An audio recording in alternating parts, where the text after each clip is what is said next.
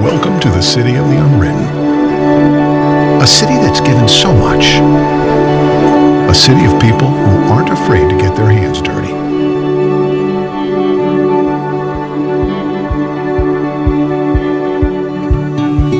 A city of makers, entrepreneurs, musicians, artists. A city of laughter, memories, and people who will welcome others in with a cup of heartwarming handmade coffee. A city of people, young and old, working together. People who explore, live, and grow together. But what makes this place special? Being listed year after year as one of the best places to raise a family. Maybe because we have a community recognized for its safe neighborhoods and revered for its low unemployment. A city where adventure is everywhere you look, where you can pioneer your own story. We've opened a new page to write on for the generations ahead. Welcome to Bismarck. Come write your story.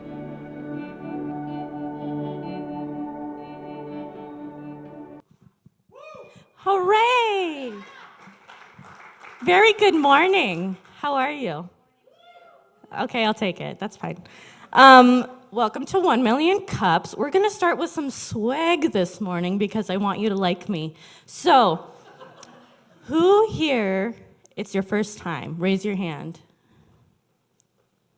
Okay, great. Is that it? Don't lie to me. I'm really gullible, though. Okay, so if it's your first time, you get a sticker, so only one person gets a sticker. Give that to Gary. The rest of you are missing out. Okay, next time. I have a whole pile.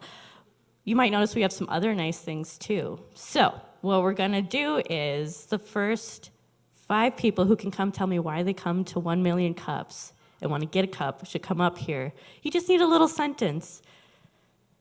Anybody? I know, it's like North Dakota buffet rules where, like, you don't want to be the first one. Thank you. I'm sick of this cup already, and these look awesome. And I like to share moments with all of you on awesome Wednesdays like this. So thank you. That's yours. Anyone else? Yay! A wise man once said that one person can't have all the good ideas. So that's why I come.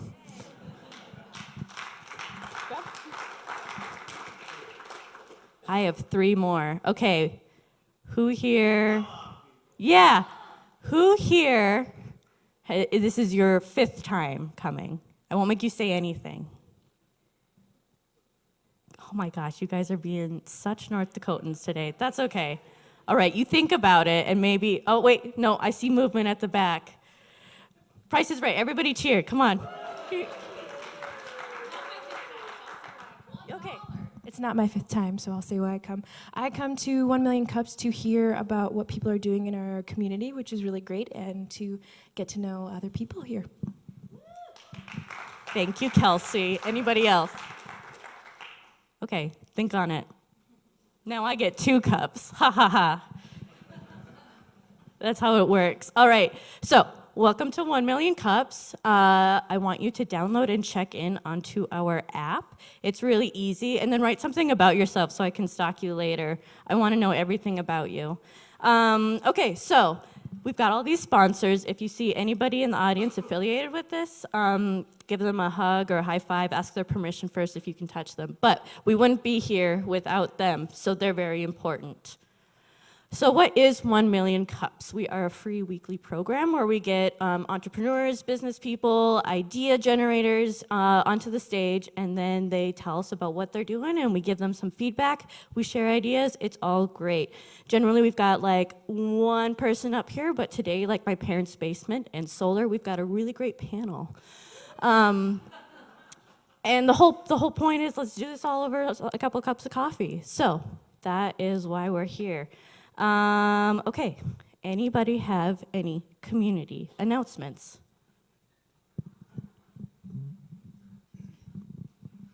I have one. I don't know, JMO, if you have the slide up there. I'm part of the 1 Million Cups organizers group. Just wanted to remind everybody that you can apply to present at 1 Million Cups. You just need to go to the website and click apply.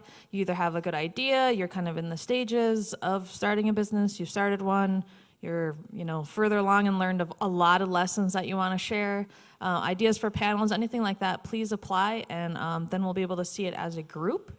So don't be afraid. We've had good speakers and speakers that, swore or something. We take everybody. So please apply for 1 Million Cups. Day with the Chamber EDC. Big announcement is we're in year 3 of Lemonade Day Bismarck Mandan. Woo! June 15th, we'll be having young entrepreneurs all across Bismarck Mandan setting up their lemonade stands for you to go and taste them and contribute and promote that entrepreneurial growth in our community. Registration's open now. We don't have the kits available though because our grand kickoff is going to be April 23rd at Sky Zone. If you bring your young entrepreneur there to either pick up their kit or register on site, they'll get a 30-minute free jump pass to be used anytime at Sky Zone.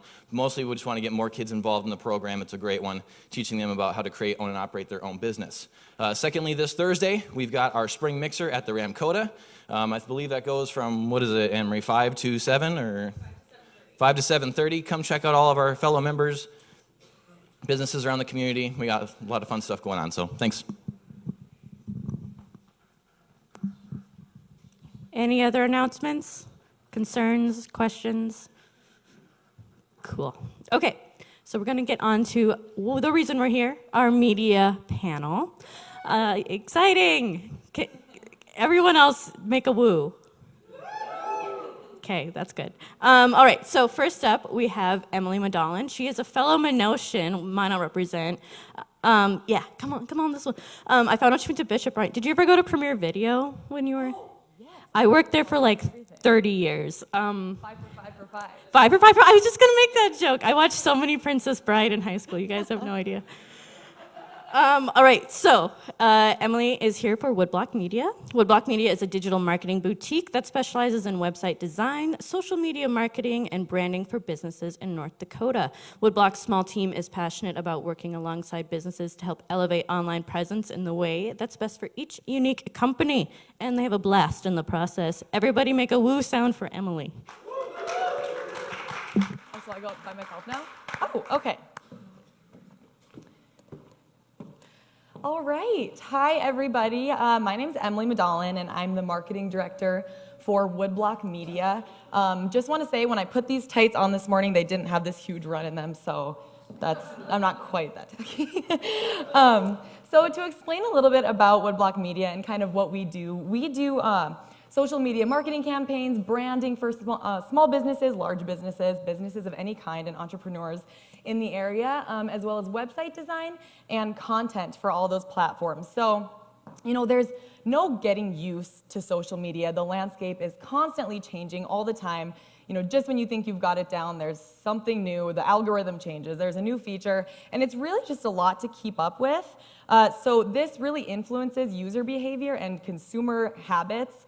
So that's why it's so important to stay on top of those trends and actually be even one step ahead of those trends as everything's kind of growing and changing. So that's where we come in, and that's where we're kind of able to help businesses stay ahead of the game rather than constantly trying to kind of catch up with all the changes going on in the social world. So why we do it? First of all, we absolutely love this community, love Bismarck Mandan. We've been welcomed with open arms, as soon as we started our business just a few months ago. It has really grown just because so many people here have been so supportive, and we're just really, really grateful for that. So since we love this community so much, we want to be able to help businesses reach, get as high up as they can in the online world and really optimize their online presence. So that's kind of why we do what we do, just because we want to help this community continue to grow. So here's one of my favorite quotes. The best marketing doesn't feel like marketing. And I think this is so important as we progress. I mean, it's 2019. Nobody wants to, watch an infomercial or get that information kind of thrown in their face like you get when you're watching TV ads or, even seeing things like billboards. They don't make much of an impact, and it feels really advertising. So the good thing about social media is that you can make it a two-way street. And I think that's the number one thing that makes social media the top, tier for marketing, is that you can form a relationship with your customer. And it makes it so easy to do that if you're using your social media platforms the right way. In this day and age, especially millennials, up and coming, as annoying as we may be, we want to have a relationship with people that we're buying from. We want to get to know that business. I don't make any purchases online without checking out their Instagram and their Facebook. Really optimizing that and using it to form a relationship with your customers and potential customers is really, really important. And I think that's why social media marketing is so important. So there's just so much to soak in. This is ever evolving, ever changing. And that's why it's really important to have people helping you with social media that are professionals and that are able to kind of really look at your business for what it is and create a specialized strategy. Instead, it's easy to just take a picture, throw it up on Instagram, and slap on a caption and say, all right, yes, did my social media for the day. But without having a strategy in mind, and if you're making it last minute, it's really not going to do much for your business, and you're going to start to fall behind. And social media is huge. It's not something you want to be falling behind in right now. So just a quick little stat for you, kind of as an example of why it's so important to stay ahead of things. 97% of social advertisers in 2018 said that Facebook was their #1 platform, and they got, kind of the most use out of Facebook for advertising. But on the other hand, stats even in the last few months are showing that millennials are kind of starting to move away from Facebook and get a little bit more into Instagram. So, these statistics are ever changing. There's something new every day, and staying on top of that and keeping all of those things in mind as you move forward with your social media marketing is really going to be the best way to optimize that for your business. So that's my short little intro. Thank you guys so much, and thanks to 1 Million Cups and all of you for inviting me and Andre to be a part of this. We're really, really honored, and yeah, we love the community, so we're here to help if anybody needs us. Should we sit?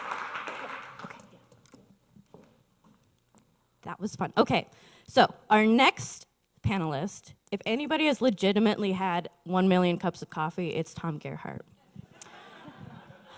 So Tom is the Director of Public Affairs at North Dakota United. Any NDU fans in the audience? Public education, woo!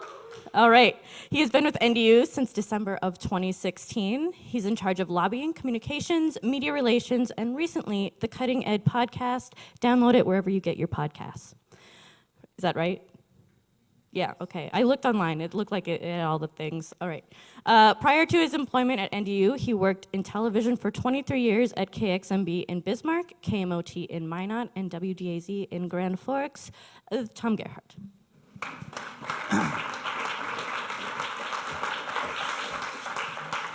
Good morning, everybody. I wanted to point out, first of all, that video was really incredible. I haven't been to 1 Million Cups in quite some time, and I am Bismarck born and raised. So a storyteller at heart, it was great to see that video and the story of Bismarck Mandan.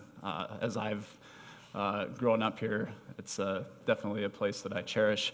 As mentioned, in high school, I was wondering what I wanted to do with my life, and my parents said, you should write for the school newspaper. And so I started to do that and really loved writing and storytelling. And at about the same time, Community Access, now known as Dakota Media Access, opened in Bismarck, and my mom and dad said, well, you should volunteer there. And it's the only two good pieces of advice my parents have given me. But so I started there way back in the day of these huge cameras and long cords, and realized that, while I loved the written word, it was so amazing to be able to add video and audio to stories. And so my love of television was born in the late 1980s, and graduated from the University of North Dakota with a degree in journalism. UND fans? Yeah? Okay. And got my first job in television at KMOT TV in Minot in 1993. So yeah, 23 years in television, 16 back here in my hometown at KXMB. I started in sports and then moved to news, and then started looking for something a little bit more, where I could maybe make a difference. Maybe, why all of you are here today. And a job opened up at North Dakota United, and for those of you who aren't familiar with North Dakota United, we advocate on behalf of higher ed employees, K-12 employees, and public employees. So you could be a snowplow operator anywhere in the state, any state or county building. You could be a member of ours. We have thousands of teacher members and education support professionals, those that are in the classrooms helping teachers, and then higher ed members at 11 campuses, our colleges and universities around the state. And so as mentioned, my coworker, Kelly Hagan, is here. He's the director of our communications department. I'm kind of a jack of all trades. So right now I'm spending a lot of time at the Capitol lobbying on behalf of our public employees. And I also am in the communications department. I also help in media relations, and I also do member relations. And as far as the podcast goes, a couple of years ago, we were approached to tell the story of education in North Dakota through a lens of what's being done differently, not your traditional desks and rows and 50-minute class periods, what teachers are doing across the state that, and Emily's mom is one of them in Minot at Sunnyside Elementary, what's being done to impact our kids and our collective future in classrooms across the state. So if you do have a chance, please check it out. It's been a lot of fun traveling all across the state and telling the stories of our great educators. I'm a father of 5. My lovely wife is here in the 3rd row, and we have a big dog that, once you pointed that out, I was worried I'd have slobber on my suit, but I think I'm clear. So grateful to be here and happy to be part of this event.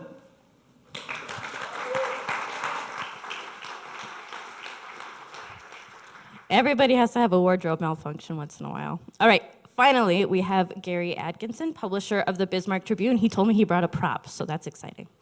Gary began working for the Nashville Tennessean while still in college. Midway through his senior year, he decided to continue his career in the newspaper business rather than teach. In the 40 years since, he has published 7 daily newspapers in 5 states, met some wonderful people, and has loved every community he's called home. His life and career has been inspired by the written word, me too. And his latest favorite quote is by Frank Bruni, the wonderful columnist from the Washington Post, who said of social media, "We are ridiculously overfed and ruinously undernourished." Some food for thought there, so help me welcome Gary.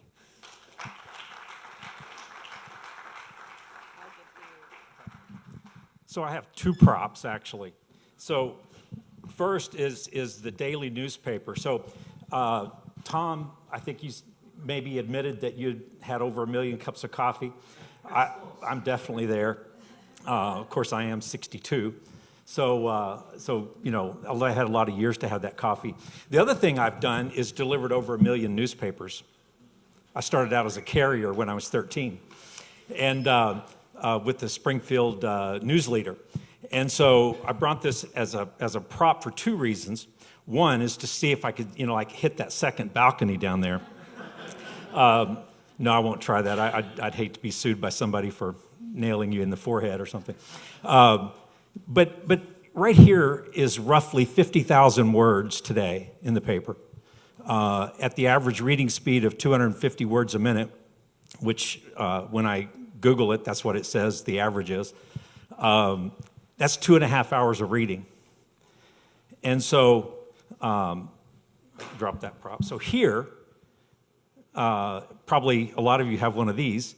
Right here, you can go online and you can find the Bismarck Tribune, 144 years worth in digital format. Every Bismarck Tribune that's ever been printed since its founding, right here. And so, which I estimated was roughly 25 million words. So, there's tons of information out there.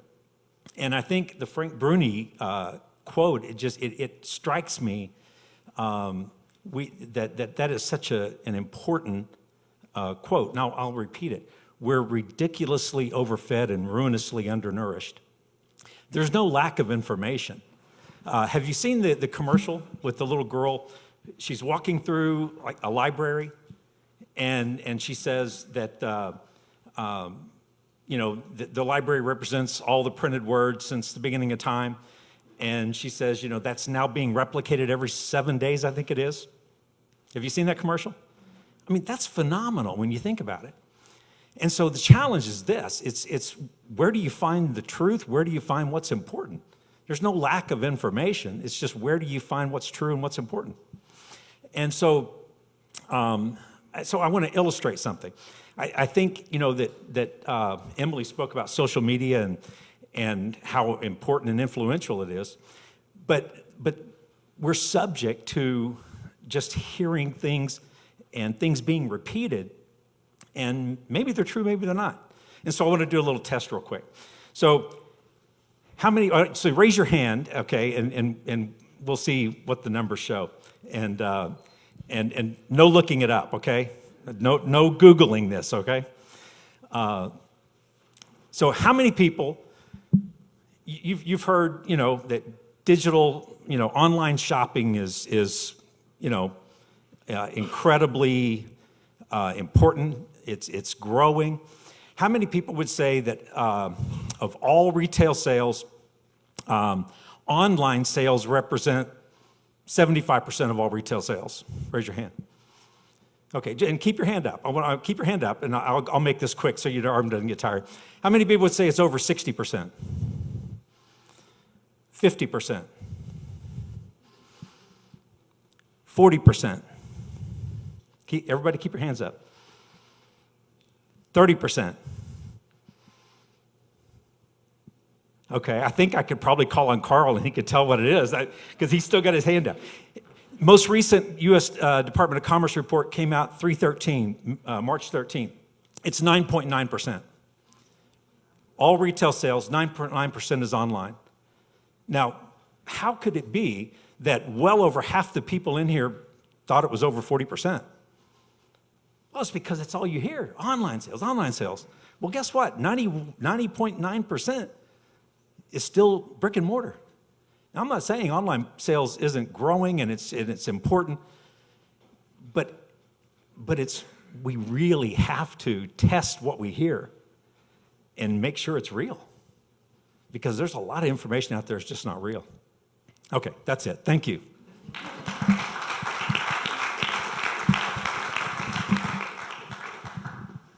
Steal that from you. Okay, we're gonna get into our question portion. I should have looked you up in 2006 when I was in the production of Our Town and I was the newspaper boy. But in Our Town, there's no props, so you have to pretend to throw things. And they kept telling me I was doing it wrong, and I've never thrown a newspaper, so should have gotten an Oscar.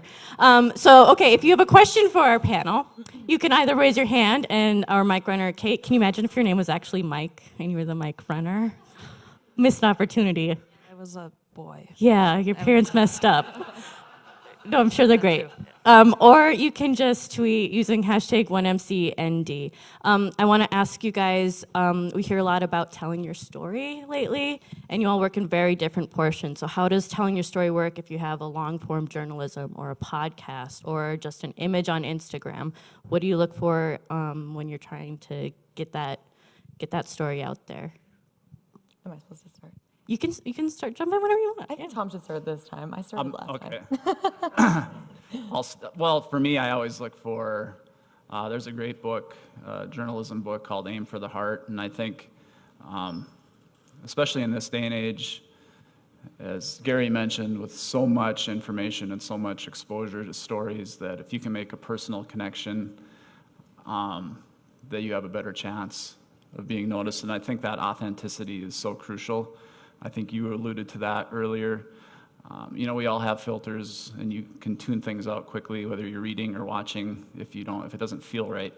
And so, for me, I just look for personal angles, no matter what kind of medium I'm using. I get to do some video, I get to do the podcast, I get to do some writing, and it's not always as effective as we'd like it to be or I'd like it to be, but I'd say that's where I would start. I think so too, and I think, you know, from my end of things, I follow a lot of people that I really look up to on Instagram, for example. So the people that are really able to make you feel like you know them, like I seriously feel like I know Shut the Kale Up, this girl that I follow, and I'm obsessed with her. I know, she really wraps you in and tells a story in each post that feels really relatable.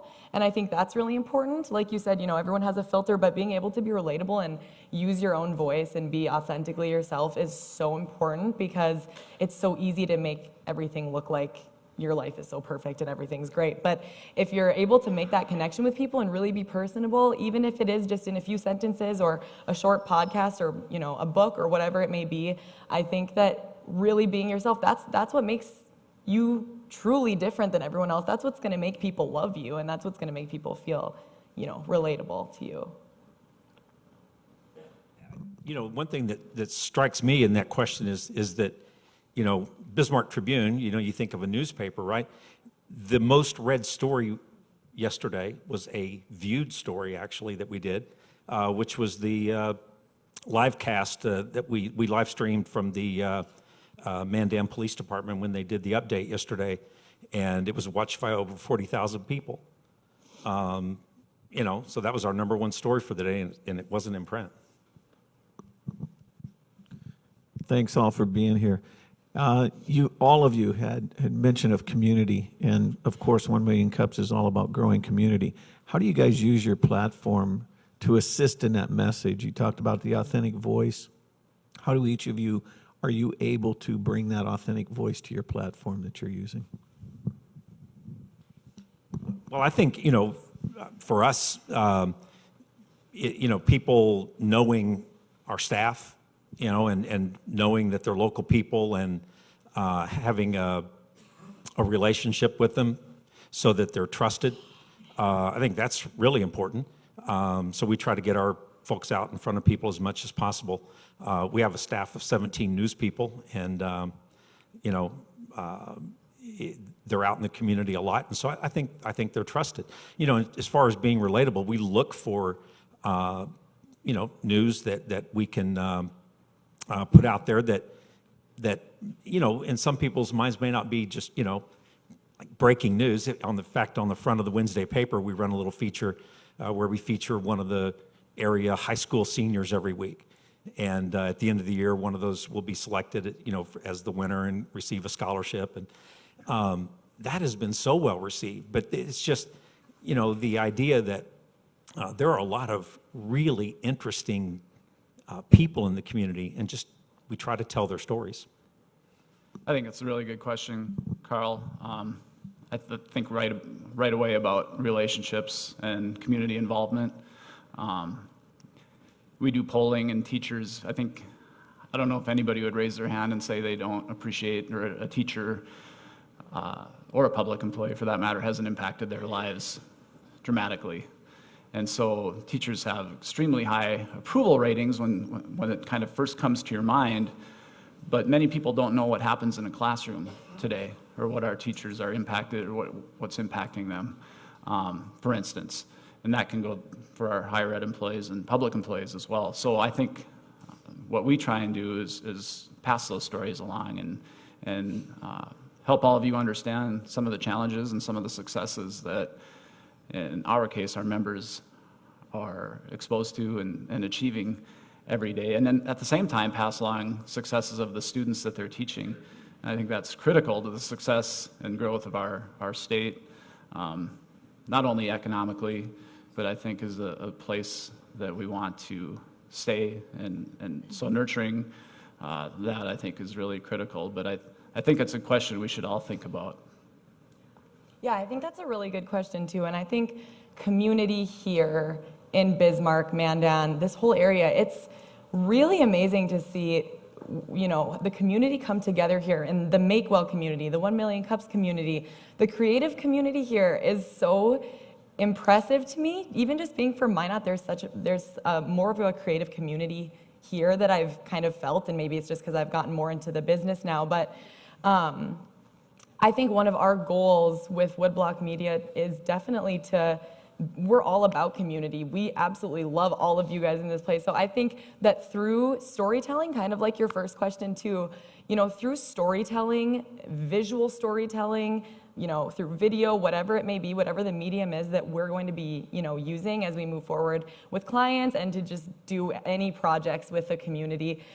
We're sponges right now. We're still only a few months in. So we're really wanting to kind of, learn from you guys as well what the community would maybe like to see from us, because I think one of the beauties of being able to use social media for a platform is being able to bring people, all different kinds of people together and get everyone on the same page. And so I think for us, we're, like I said, we want to soak everything in and learn more about you guys and use our different platforms to help continue to grow this community, grow businesses, entrepreneurs, and just kind of continue to bring everyone together.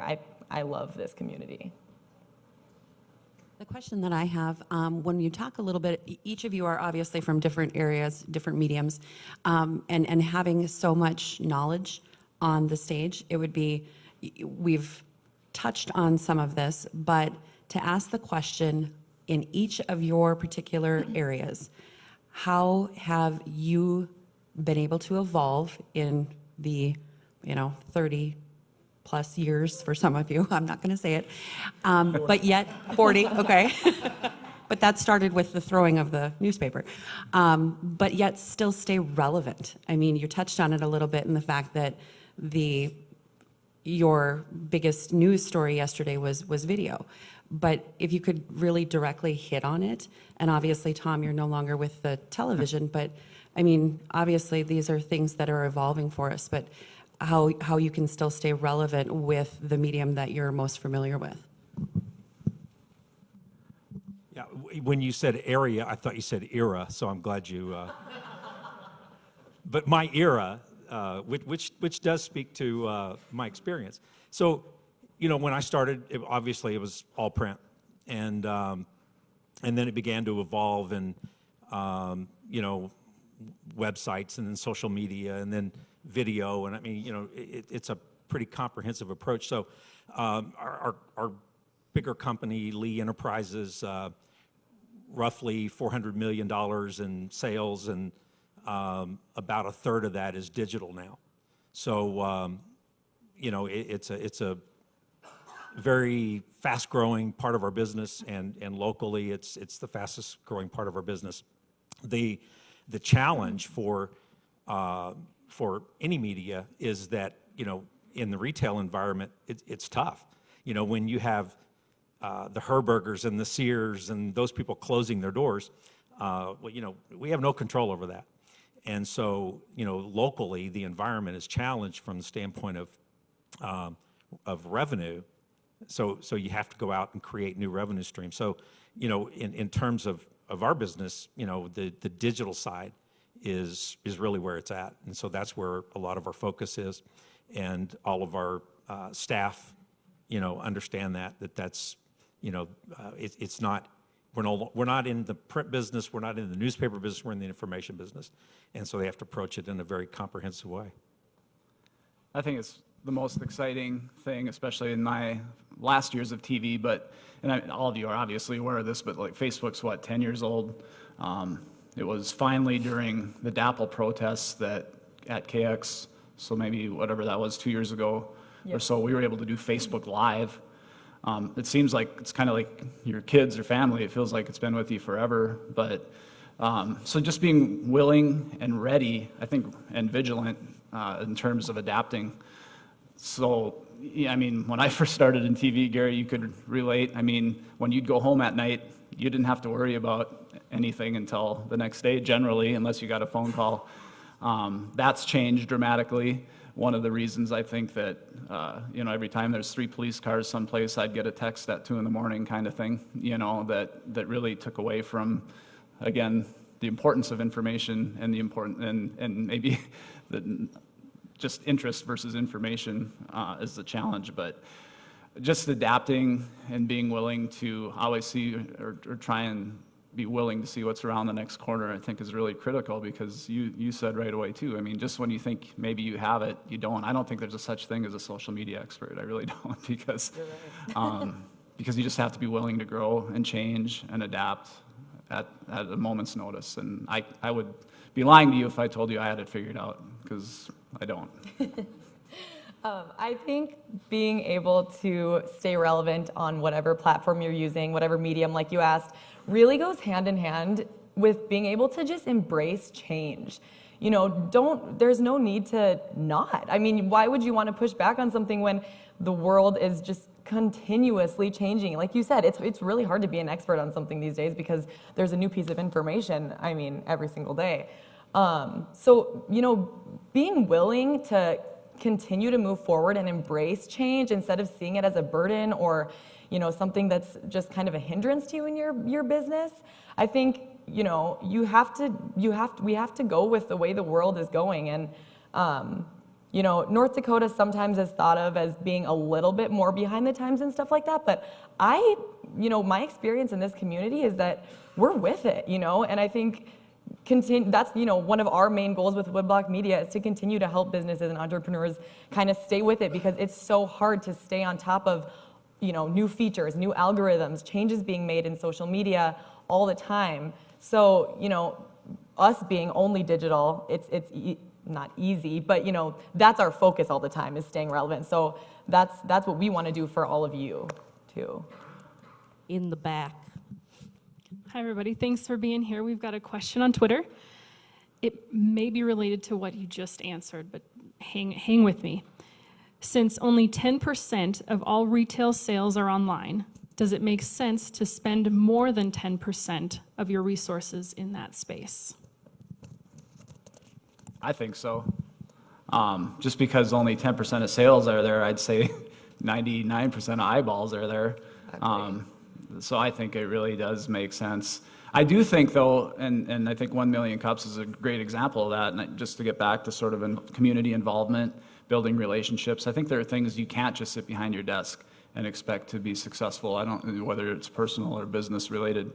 I think you have to develop relationships with people. I would say develop relationships with your newspaper publisher, with your news director at your local television station, perhaps a reporter, and cultivate those relationships and get out from behind your desk and get involved in the community. I think who you are matters and what you do matters as much as what you're trying to sell or do personally. So yeah, I think it definitely makes a lot of sense to invest a lot strategically online. Absolutely agree. So yesterday was a little bit of an anomaly from the standpoint of online readership because of specifically what's going on in Mandan, but on an average day, 2/3 of our readers read the printed paper and 1/3 read digitally. And the digital side is growing. So if a person is only putting investment into the print product, then they're missing a 1/3 of our audience.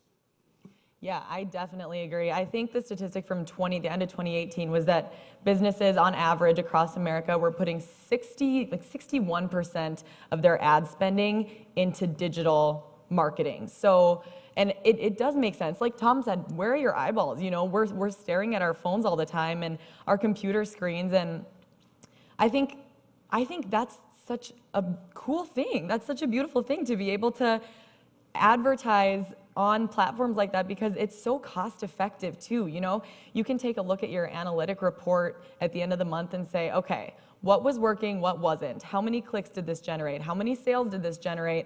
And you can really tweak your strategy and your plan to make sure the right people are seeing it and it's creating conversions. And I think, why would you not want to do that? I do think, even if that's crazy, that I was shocked by that 9% number, but it is only going to be growing. Times are changing. Millennials are soon going to be taking over, and that's all we do is digital. So I think that it's really, really smart to put more than 9 or 10% of your, advertised spending on stuff like that. On the topic of nourishment, that would indicate quality information.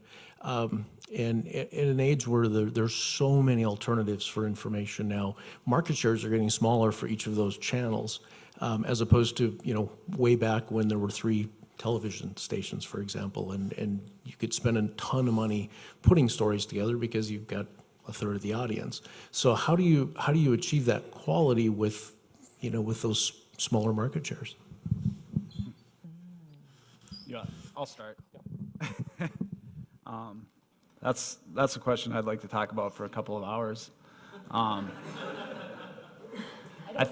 I I think that's I think you're getting at the question of where we're headed. But I would just say that you have people like Gary and his staff that are presenting quality information every day that you're not reading to make a point. We would watch our analytics at the TV station, and our reporter at the Capitol would do a story on something important, and 120 people would read it, and then we'd do the water skiing squirrel or a two-headed calf is born in Wilton, and you'd get thousands of views. And so it's funny, but it's not, right? Because a lot of people will point at the media, and there's been a lot of complaints about reporters during this murder in Mandan, for instance, and they're young and they're from out of state. But who's that on? Definitely the business model is more fragmented by the day. There aren't just 3 stations. Gary's got to adapt to, the Cleveland Plain Dealer laid off a third of their staff yesterday. I read 26 media jobs are being eliminated a day. Per day this year in 2019.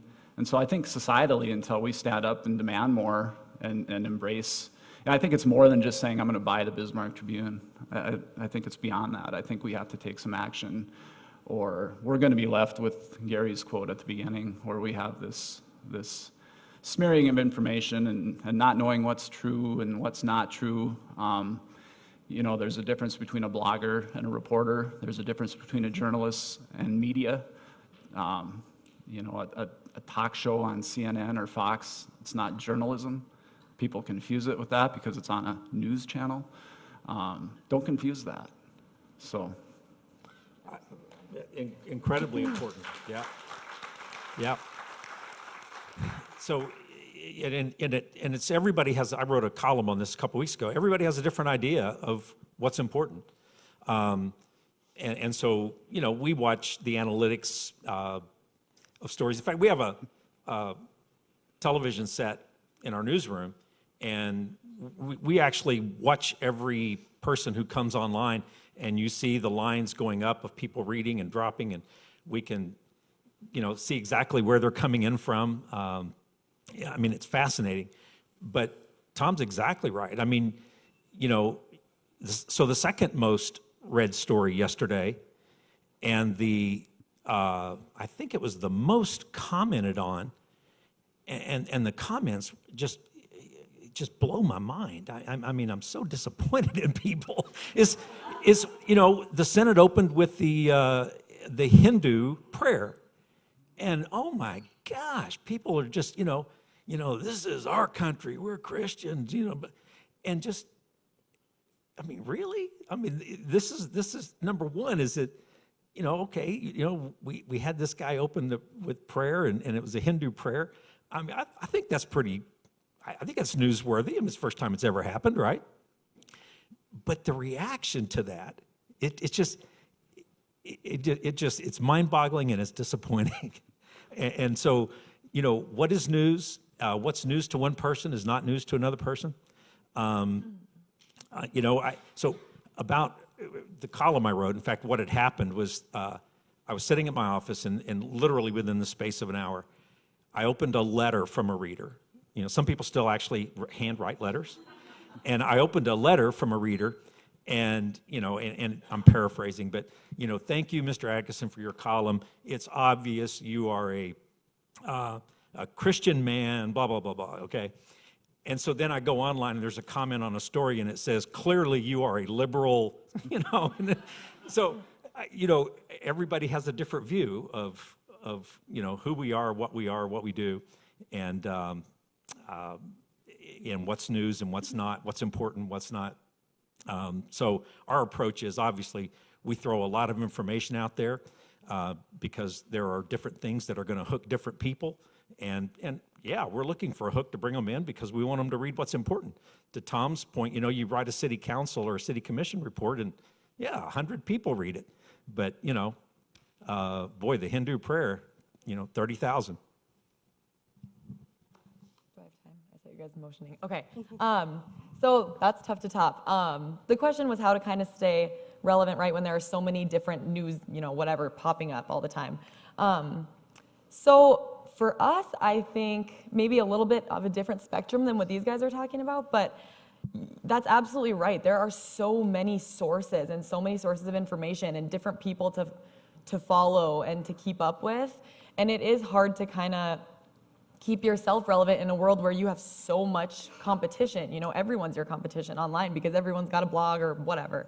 But I think, a couple of things. I think it honestly takes a little bit of time. If you're new and you're just starting, it's going to take some time to kind of build trust. And I think you really, if you're, a startup kind of like we are, you have to hold yourself accountable too.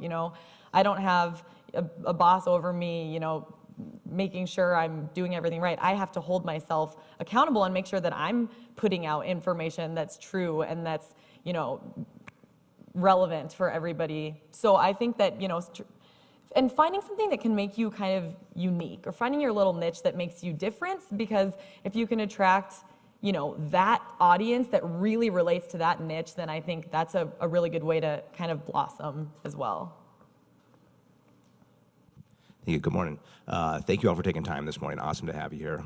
Question I have is related to more authenticity, more storytelling, more relationship building with businesses, and especially kind of in the social media space, but with all media, there's a need for consistent, authentic engagement, right? There's an increasingly thin line between that and egregious self-promotion, right? And it's hard to manage that balance. I'm wondering if you see approaches or some emerging trends coming both from media and from businesses on how to manage that balance. One example I think of is in podcasting. Oftentimes now podcasters are working their sponsor reads into the content they're talking about. So they'll seek out sponsors that align some way with what they're talking about, and it won't be a break in the podcast to do this advertisement. They'll work that into the conversation. I'm wondering if you're seeing anything else or projecting other approaches coming out in that space. Yeah, that's a good question. And I think what you mentioned right there within the podcast, you kind of notice people kind of working their ads into what they're talking about, giving their own little personal, spiel on it. I think that's the key. I think not, like I mentioned earlier, not being really intrusive about it. And again, that's what's so great about being able to market online, is because it's become very easy to not be so aggressive about it, to not really throw it in people's faces, to make your, whatever it is you're trying to sell, make it relatable, make it honestly visually appealing to look at on Instagram. I don't care if you're selling tires or, makeup. There's a way that you can capture that visually for social media and kind of, be relatable in your captions as well. Captions, for us, we spend so much time thinking about captions because we want to think, how are people going to relate to this? How are they going to react to this? We don't, ever want to be throwing things in people's faces. I think, that's kind of old school infomercial, whatever, advertising, which honestly is not nearly as effective as being able to form that relationship and be more gentle with it, working it in more to a post or a podcast as a whole rather than, throwing it in people's faces. And if you can find a way to do that, I think you're set. Yeah, I think the balance is the big question, and as like a traditionally trained journalist, it kind of really bothers me when you sort of see this like native advertising where you're selling your product under the guise of a story in TV or a newspaper. It bothered me, although I was the one that pursued the idea when I asked KFYR if I did a story on a teacher, is there any way you could run it? Well, yeah, we could run it in our morning newscast, but that's where we draw the line. But that would have never happened 5 years ago or 10 years ago. And so, I don't know, I struggle with that. I think, yeah, that authentic voice is probably the answer, but what's the balance of too much or not enough, and how do you integrate that, I think is, I don't know, those are really good questions. I certainly don't have it figured out, but that's my struggle with it. And just out of curiosity too, I think, like, how many of you remember a commercial from the Super Bowl? So a few, right? I don't know if everybody's being honest, but I mean, do you remember more than one? So I mean, one trick I used to do in television is I'd kind of the next day think, what do I remember from our newscast yesterday? And I was shocked by how little I remembered.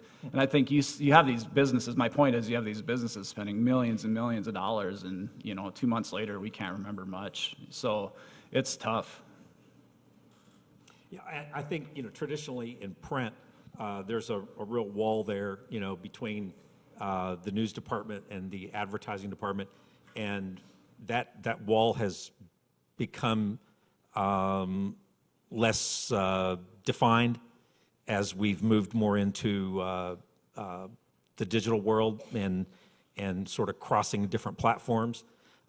Because obviously, how are you going to present something, like Tom said, with native advertising or, type sponsored content? How do you do that, on one of your platforms, but not on the other? So, yeah, for example, again, I mentioned this story that we do each week about the teenagers, the seniors, and, which is on the front page every Wednesday. That's sponsored by MDU. I mean, we put MDU's logo on there, and we're proud to say that they're sponsoring that. And at the end of the year, we'll award a scholarship. And without their participation, we couldn't do what we do. But we clearly say on there that it is sponsored. So, I guess from a story content standpoint, there's a lot of good things that happen in the community, and we try to, talk about people who do those things. And, but the tough side of it is, we did a story about, a recent effort that was done by a local businessman. And the next day I got an email saying, hey, can you talk about my business and what I'm doing? Well, that really wasn't the idea. It was just that, it wasn't that we were going out there, soliciting, what good things you're doing in the community, but where we see them and we point them out, we're glad to do it. But, I sort of pull back a little bit when I get emails saying, hey, can you talk about my business and all the good things we're doing? With media, the arena is getting larger and larger and larger, and it was also stated earlier that it's getting watered down and ever-changing faster and faster and faster. What do you envision in the next 5 years for your opportunity to make an impact?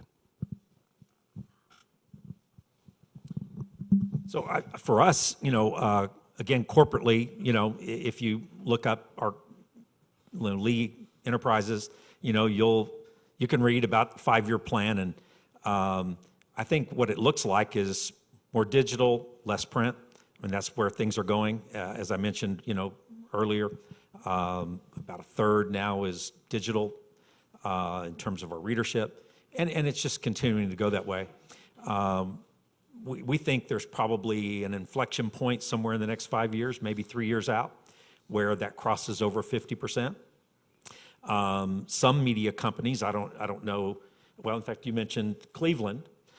Cleveland is owned by a group out of New York City that owns tons of magazines, Condé Nast, and all kinds of, golf, I think, golf and magazines. They own all kinds of magazines, but they own about 20 newspapers, and Cleveland being one of them. And they shifted 4 years ago. They just cut from 7 days to 3 days print, just in one, shot. And they came back later and said, that was too much, too soon. They wish they hadn't gone that quickly. But I think probably over time that you're going to see that continue. That there will be, less print, more digital.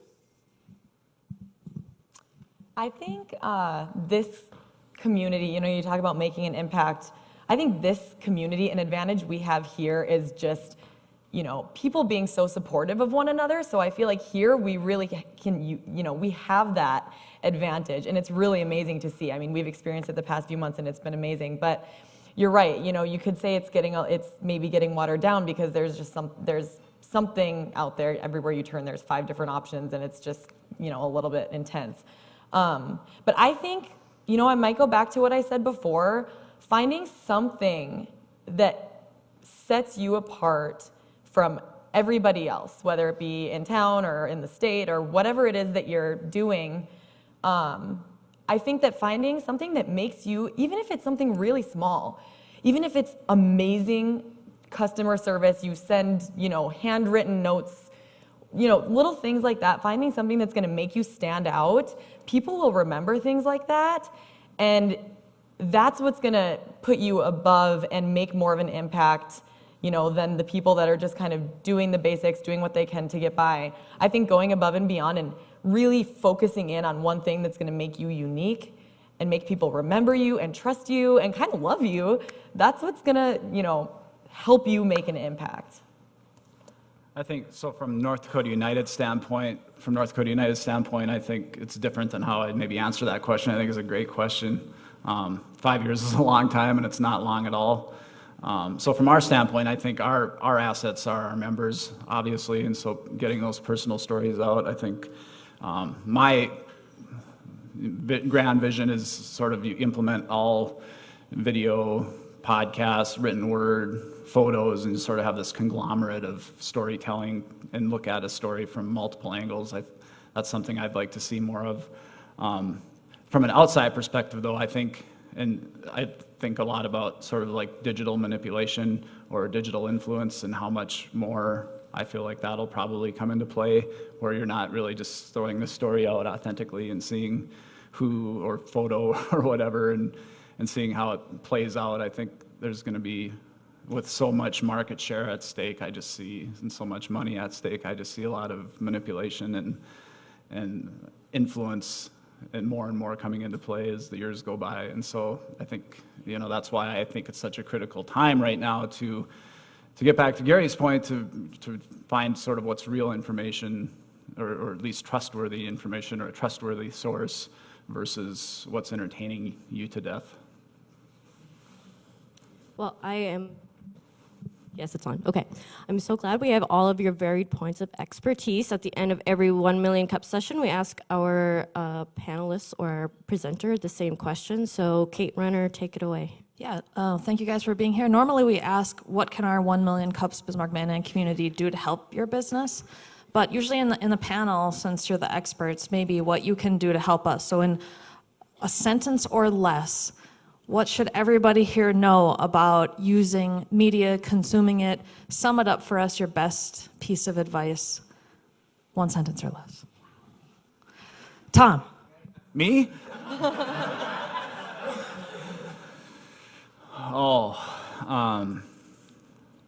I think that you need to be brave, and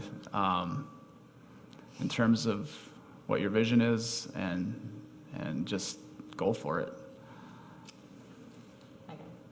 Yeah, like he said, I'm gonna use maybe a few commas here in my sentence, but be brave, be authentic, especially, put your real voice into what you're doing, and along with that, make sure that if you're doing your social media on your own, stay with it. Be checking all the time on what's new, what you can be doing better. Okay, semicolon, yeah. Man, that's a tough one. The tough part is the one sentence. So let me say this. Yes. I think that we all have to think in terms of local. And I know that, online shopping, and we all think globally, right? But if you're going to be successful, and there are going to be startups, and there are going to be, and you have you're going to succeed, then you have to have a local community that supports you. And I just think that the future in information is local. It's all about local. We have to support each other. This is not the old guy on the stage saying, don't shop online, okay? This is the old guy on stage saying, if we don't support the people that are doing things locally, we're not going to have that in 5-10 years.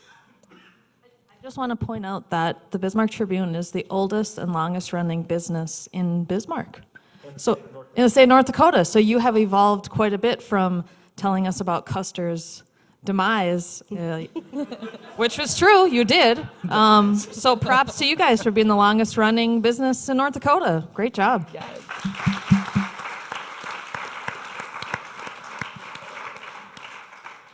Okie dokie, that's all she wrote. So thank you so much for coming. Make sure you apply online if you want to come up here and join us.